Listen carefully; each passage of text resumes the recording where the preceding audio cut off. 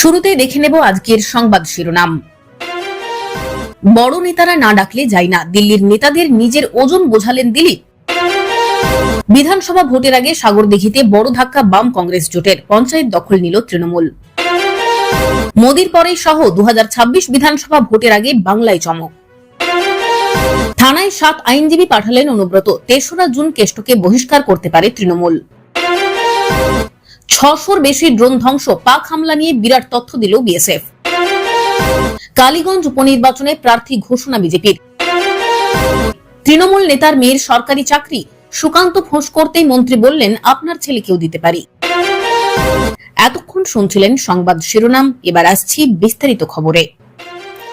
দিল্লির নেতাদের কাছে নিজের ওজন বোঝালেন দিলীপ ঘোষ। 19-এর বিধানসভা ভোটে 18টি আসন জিতিয়ে আনা দিলীপের সাফ জবাব, সংগঠনই তার কাছে বড় বিষয়, কর্মীরাই তার সম্পদ, তিনি রাজনীতি করেন নিজস্ব স্টাইলে। কয়েক মাস পরেই রাজ্যে বিধানসভা ভোট, তার আগে কালীগঞ্জ উপনির্বাচনে প্রার্থী কে হবেন তা এখনো ঠিক করতে পারল না বিজেপি। 26-এর মেগা ভোটে নামার আগে বিজেপি এখনো ঘর গোছাতে পারল না, পরিবর্তে বিদ্রোহের ঘনঘটা বাড়ছে। বিজেপি বনাম বিজেপির লড়াই তীব্রতর হচ্ছে। এর মাঝে প্রধানমন্ত্রী নরেন্দ্র মোদীর মতোই স্বরাষ্ট্রমন্ত্রী অমিত শাহ বঙ্গ সফরে আসছেন। মোদীর মতোই শাহের সভাতেও দিলীপ ঘোষকে ডাকা হয়নি। দুদিনের সফরে রাজ্যে কেন্দ্রীয় স্বরাষ্ট্রমন্ত্রী। 31শে মে থেকে 1 জুন রাজ্যে কর্মসূচি অমিত শাহের। 1 জুন নেতাজি ইন্দোরে সাংগঠনিক সভা, সেখানেও দিলীপ ঘোষ আমন্ত্রিত নন। এই অবস্থায় দিলীপ ঘোষকে নিয়ে জল্পনা রাজ্য বিজেপিতে। তিনি কি ব্রাত্য হয়ে গেলেন? দীঘার জগন্নাথ মন্দির উদ্বোধনে যাওয়ার পর কি রাজ্য বিজেপির নেতাদের সঙ্গে দূরত্ব আরো বাড়ল? যেখানে অমিত শাহ আসছেন সেই হোটেল থেকে দিলীপ ঘোষের বাড়ির দূরত্ব সাকুল্যে 1.5 কিলোমিটার। তাহলে কি শাহী সফরের সঙ্গী হবেন না দিলীপ? এদিন সাংবাদিকদের মুখোমুখি হয়ে তিনি বলেন, বড় নেতারা যাঁদের ডাকেন তারা যান, আমার প্রয়োজন হলে আমি যাই। আমি তো সংগঠনের কাজ করি।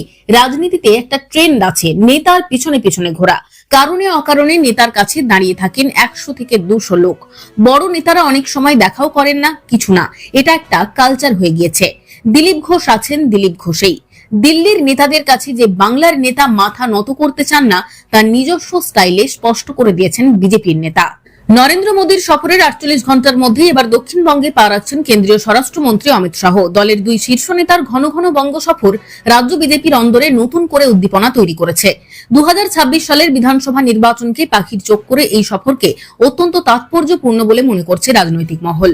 শাহের এই সফর একদিকে যেমন দলের সাংগঠনিক দুর্বলতা কাটিয়ে ওঠার বার্তা দেবে, তেমনি তৃণমূলের বিরুদ্ধে নতুন রণকৌশল তৈরিতেও গুরুত্বপূর্ণ ভূমিকা রাখবে বলে ধারণা করা হচ্ছে। কলকাতায় পৌঁছে অমিত শাহ নিউ টাউনের একটি হোটেলে দলের শীর্ষ নেতাদের সঙ্গে গুরুত্বপূর্ণ আলোচনা করবেন। রবিবার তাঁর ঠাসা কর্মসূচির মধ্যে রয়েছে রাজারহাটের একটি সরকারি অনুষ্ঠানে যোগদান এবং নেতাজি ইন্ডোর স্টেডিয়ামে মূল সাংগঠনিক সভা। এই সভায় তিনি মণ্ডল স্তর পর্যন্ত সমস্ত নেতাদের সঙ্গে 2026 সালের বিধানসভা নির্বাচনের বিস্তারিত রণনীতি নিয়ে আলোচনা করবেন। জানা গিয়েছে শুভেন্দু অধিকারী এবং সুকান্ত মজুমদারকে দলের সাংগঠনিক দুর্বলতা কাটিয়ে ওঠার জন্য কড়া নির্দেশিকাও দিতে পারেন শাহ। এছাড়াও সিমলা স্ট্রিটে স্বামী বিবেকানন্দের বাসভবনে শ্রদ্ধা নিবেদন করারও সম্ভাবনা রয়েছে তার। আসন্ন নির্বাচনে বিজেপি মূলত 3টি বিষয়কে সামনে রেখে এগোচ্ছে। অপারেশন সিঁদুরের সাফল্যকে তুলে ধরে জাতীয়তাবাদের সুর চড়ানো, শিক্ষক নিয়োগ দুর্নীতি এবং 26,000 চাকরিহারা যন্ত্রণাকে তৃণমূলের বিরুদ্ধে হাতিয়ার করা এবং তৃণমূলের তোষণের রাজনীতির অভিযোগ তুলে হিন্দু ভোটকে এককাট্টা করার চেষ্টা। প্রধানমন্ত্রী মোদীও আলিপুরদুয়ারের বক্তৃতায় এই বিষয়গুলির উপর জোর দিয়েছিলেন। মনে করা হচ্ছে অমিত শাহ একই সুরে কথা বলবেন এবং এই বিষয়গুলি আরো জোরালোভাবে তুলে ধরার নির্দেশ দেবেন। এই 20 ঘন্টার বঙ্গ সফর রাজ্য বিজেপির জন্য এক নতুন দিক নির্দেশনা দেবে বলে আশা করা হচ্ছে। বৃহস্পতিবার বাম কংগ্রেস জোটের হাত থেকে মুর্শিদাবাদের সাগরদিঘি বিধানসভার অন্তর্গত কাবিলপুর পঞ্চায়েত ছিনিয়ে নিল রাজ্যের শাসক দল তৃণমূল কংগ্রেস। এদিন সাগরদিঘির তৃণমূল বিধায়ক বাইরন বিশ্বাসের দলীয় কার্যালয়ে তার হাত ধরে তৃণমূল কংগ্রেসে যোগদান করলেন কাবিলপুর পঞ্চায়েতের বাম কংগ্রেস জোটের প্রধান রোজিনা বেগম সহ প্রায় 150 জন বাম কংগ্রেস কর্মী সমর্থক। এর পাশাপাশি এদিন ওই পঞ্চায়েতের উপপ্রধানের স্বামী আব্বাস আলীও তৃণমূল কংগ্রেসে যোগদান করেন। প্রসঙ্গত, কাবিলপুর পঞ্চায়েতের প্রধান রোজিনা বেগমের পরিবার মুর্শিদাবাদ জেলায় কট্টর বাম সমর্থক হিসেবে পরিচিত। তার শ্বশুর মশাই প্রয়াত জয়নাল আবেদিন জঙ্গিপুর লোকসভা থেকে বাম প্রতীকে 4 বার সাংসদ নির্বাচিত হয়েছেন। গত পঞ্চায়েত নির্বাচনে 25টি আসন বিশিষ্ট কাবিলপুর পঞ্চায়েতে 12টি আসন তৃণমূল কংগ্রেস দখল করে, বাকি 6টি আসন দখল করে কংগ্রেস। 6টি আসন বাম প্রার্থীরা এবং 1টি আসন বাম সমর্থিত নির্দল প্রার্থী জয়লাভ করেন।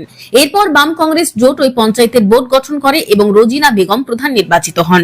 তৃণমূল কংগ্রেসের পতাকা হাতে নেওয়ার পর এদিন রোজিনা বেগম বলেন, মুখ্যমন্ত্রী মমতা বন্দ্যোপাধ্যায় এবং অভিষেক বন্দ্যোপাধ্যায়ের নেতৃত্বে রাজ্যে যেভাবে উন্নয়নমূলক কাজ হচ্ছে সেই উন্নয়নের জোয়ারে সামিল হওয়ার জন্য আমি এবং কয়েকশো কর্মী সমর্থক আজ বিধায়ক বাইরন বিশ্বাসের হাত ধরে তৃণমূল কংগ্রেসে যোগদান করলাম। অপারেশন সিন্দুরের পর ভারতে একাধিকবার হামলা চালায় পাকিস্তান। ড্রোন, ক্ষেপণাস্ত্র ও সাঁজোয়া বাহিনী মোতায়েন করে আঘাত হানার চেষ্টা চালায় ইসলামাবাদ। তবে সেই সমস্ত হামলার প্রচেষ্টা কার্যত ব্যর্থ করে দেয় ভারতের শক্তিশালী এয়ার ডিফেন্স সিস্টেম। জেনারেল পাঠক জানান, অপারেশন সিন্দুরের পর পাকিস্তান ধারাবাহিকভাবে ড্রোন হামলা চালিয়েছে, কিন্তু আমাদের এয়ার ডিফেন্স সিস্টেম এতটাই কার্যকর যে তা একটিও সফলভাবে কার্যকর করতে পারেনি। 600-র বেশি ড্রোন ধ্বংস করা হয়েছে, যার মধ্যে প্রায় 200টি গুজরাট সেক্টরে প্রবেশ করেছিল। তবে সৌভাগ্যবশত কোনো প্রাণহানি বা ক্ষয়ক্ষতি হয়নি। এই সাংবাদিক সম্মেলনে অভিষেক পাঠক আরো বলেন, ভারত বরাবরই শান্তির পক্ষপাতী, কিন্তু পাকিস্তান এক প্রকার যুদ্ধের মানসিকতা নিয়ে এগোচ্ছিল। অপারেশন সিন্দুরের পর গুজরাট সীমান্তে তারা প্রচুর ক্ষেপণাস্ত্র এবং ট্যাঙ্ক মোতায়েন করেছিল। এই পরিস্থিতিতে বিএসএফ এর ভূমিকা প্রসঙ্গে তিনি বলেন, নিয়ন্ত্রণ রেখা ও আন্তর্জাতিক সীমান্তে মোতায়েন ছিল আমাদের 800-রও বেশি মহিলা জওয়ান। তারা যে সাহস, দৃঢ়তা ও পেশাদারিত্ব দেখিয়ে সীমান্তে দায়িত্ব পালন করেছেন তা সত্যিই প্রশংসার যোগ্য। শত্রুপক্ষের চোখে চোখ রেখে তারা যে লড়াই করেছেন তা গোটা দেশের জন্য গর্বের। প্রসঙ্গত 22 এপ্রিল পেহেলগাঁও জঙ্গি হামলায় মৃত্যু হয় 26 জন সাধারণ মানুষের। এই বর্বর হত্যাকাণ্ডের জবাবেই 7ই মে ভোর রাতে ভারত চালায় অপারেশন সিঁদুর। পাকিস্তান এবং পাক অধিকৃত কাশ্মীরের অন্তত 9টি জঙ্গি ঘাঁটি একযোগে গুঁড়িয়ে দেওয়া হয়। থানায় 7 আইনজীবী পাঠালেন অনুব্রত। 3রা জুন কেষ্টকে বহিষ্কার করতে পারে তৃণমূল। বোলপুরের রাজনৈতিক আবহে ফের উত্তাল পরিস্থিতি। ভাইরাল অডিও ক্লিপ কাণ্ডে অভিযুক্ত তৃণমূল নেতা অনুব্রত মণ্ডলের বিরুদ্ধে পুলিশের জারি করা হাজিরার নির্দেশ থাকলেও নির্ধারিত সময়সীমা পেরিয়ে গেলেও তিনি হাজিরা দিলেন না। আইনজীবীরা জানান, অনুব্রত মণ্ডল অসুস্থ থাকায় নিজে উপস্থিত হতে পারেননি। পুলিশের তরফে অনুব্রতর অনুপস্থিতি নিয়ে কোনো ব্যবস্থা নেওয়া হবে কিনা তা নিয়েই শুরু হয়েছে রাজনৈতিক মহলে চর্চা। সম্প্রতি ভাইরাল হওয়া এক অডিও ক্লিপে বোলপুর থানার আইসি লিটন হালদারকে গালিগালাজ ও হুমকি দেওয়ার অভিযোগ ওঠে অনুব্রতর বিরুদ্ধে। এই ঘটনার পরিপ্রেক্ষিতে পুলিশ তার বিরুদ্ধে ভারতীয় ন্যায় সংহিতার 224, 132, 75 এবং 351 ধারায় মামলা রুজু করেছে। এই ঘটনার জেরে শুক্রবার দুপুরে তৃণমূলের পার্টি অফিসে গিয়ে অনুব্রতকে নোটিশ দেয় পুলিশ। পরে দলের নির্দেশে অনুব্রত মণ্ডল পুলিশের কাছে লিখিতভাবে নিঃশর্ত ক্ষমা চান এবং ভিডিও বার্তার মাধ্যমেও দুঃখ প্রকাশ করেন। তিনি স্বীকার করেন, অডিও ক্লিপে যে কণ্ঠস্বর শোনা গিয়েছে সেটি তাঁরই। প্রথমে একটি চিঠি দিয়ে দুঃখ প্রকাশ করলেও 50 মিনিট পর আরো একটি চিঠি দেন তিনি, যাতে বক্তব্য আরো সংক্ষিপ্ত ছিল। সূত্রের খবর, দলের শীর্ষ নেতৃত্বই তাকে বয়ান পরিবর্তন করে আবার চিঠি পাঠাতে বলেন। শুরু থেকে অনুব্রতর দাবি, পুলিশ প্রশাসনের সঙ্গে তার সম্পর্ক বরাবরই ভালো। তিনি কখনো কোনো পুলিশ কর্মীকে হুমকি দেননি। তবে ওই দিন বিশেষ একটি ঘটনার প্রেক্ষিতে পরিস্থিতির সৃষ্টি হয়েছিল বলে জানান। এই ঘটনার পর অনুব্রতর ভবিষ্যৎ রাজনৈতিক অবস্থান ও পুলিশের পরবর্তী পদক্ষেপ ঘিরে জল্পনার পারদ চড়ছে বোলপুর সহ গোটা রাজ্য রাজনীতিতে। সূত্রের খবর, অনুব্রতর ক্ষমা চাওয়ায় চিড়ে ভেজেনি দলে। অনুব্রত মণ্ডলকে নিয়ে বিদেশ থেকেই ফোনে কথা বলেছেন তৃণমূলের সর্বভারতীয় সাধারণ সম্পাদক অভিষেক বন্দ্যোপাধ্যায়। তিনি সুব্রত বক্সী ও মমতা বন্দ্যোপাধ্যায়ের সঙ্গে ফোনে কথা বলেছেন বলে জানা গিয়েছে। 3রা জুন তিনি দেশে ফিরবেন। তারপরই অনুব্রত মণ্ডলকে নিয়ে সিদ্ধান্ত নেবে দল বলে খবর। নদিয়া জেলার কালীগঞ্জ বিধানসভা কেন্দ্রে আসন্ন উপনির্বাচনের জন্য ভারতীয় জনতা পার্টি তাদের প্রার্থী হিসেবে আশিস ঘোষের নাম ঘোষণা করেছে। আশিস ঘোষ কালীগঞ্জ এলাকায় বিজেপির একজন পরিচিত মুখ। তিনি দীর্ঘদিন ধরে দলের সাংগঠনিক কাজে যুক্ত এবং স্থানীয় পর্যায়ে জনসংযোগে দক্ষতার জন্য পরিচিত। বিজেপির রাজ্য নেতৃত্ব তাকে প্রার্থী হিসেবে বেছে নেওয়ার কারণ হিসেবে তার সাংগঠনিক দক্ষতা এবং এলাকার জনপ্রিয়তাকে উল্লেখ করেছে। দলের মতে আশিস ঘোষ স্থানীয় সমস্যাগুলি ভালোভাবে বোঝেন এবং তিনি কালীগঞ্জের উন্নয়নের জন্য কাজ করতে প্রতিশ্রুতিবদ্ধ। প্রসঙ্গত, আশিস ঘোষ 4 বারের পঞ্চায়েত সদস্য এবং দলের মন্ডল প্রেসিডেন্ট ছিলেন। রাজ্য বিজেপির সভাপতি সুকান্ত মজুমদার বলেন, আশিস ঘোষ আমাদের দলের একজন নিবেদিত প্রাণকর্মী। তিনি কালীগঞ্জের মানুষের সমস্যা সমাধানে কাজ করবেন এবং বিজেপির লক্ষ্য পূরণে গুরুত্বপূর্ণ ভূমিকা পালন করবেন।